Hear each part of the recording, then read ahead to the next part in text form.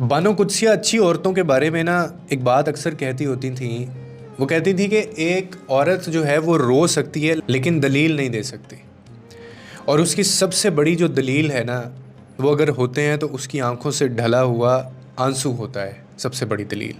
और अगर औरत के आंसू की कोई कीमत ना होती तो अल्लाह औरत को रुलाने वाले मर्द पर फरिश्तों की लानत ना भेजता।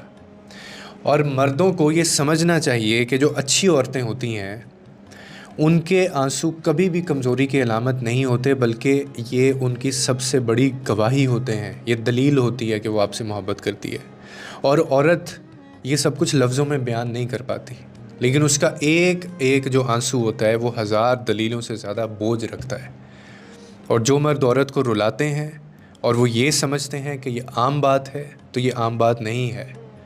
आप ये नहीं जानते कि उस एक आंसू के बदले उनके नसीबों से सुकून, रहमत और बरकत छीन ली जाती है और उनको समझ नहीं आती कि हमने कहाँ पे गलती की है।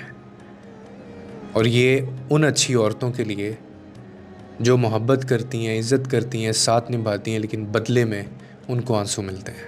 कहते हैं कि जब एक औरत खामोश हो जाती है तो पूरा घर जो है वो बेसुकून हो जाता है।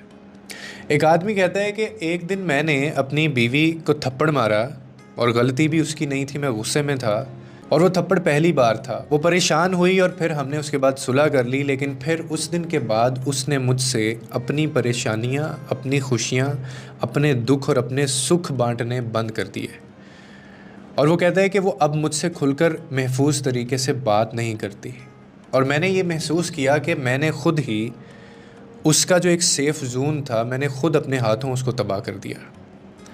और मैं आपको एक बात बताऊं कि औरत अगर एक बार अपनी इज़्ज़त नफ्स को जब वो खो देती है ना, या वो चुप हो जाती है, तो उसके बाद वो आपको ये कभी मौका नहीं देगी कि आप उसको समझेंगे। आप एक औरत को सिर्फ़ नरमी, इज़्ज़त और तहफ़्फ़ुज़ के साथ आप उसको जीत सकते हैं।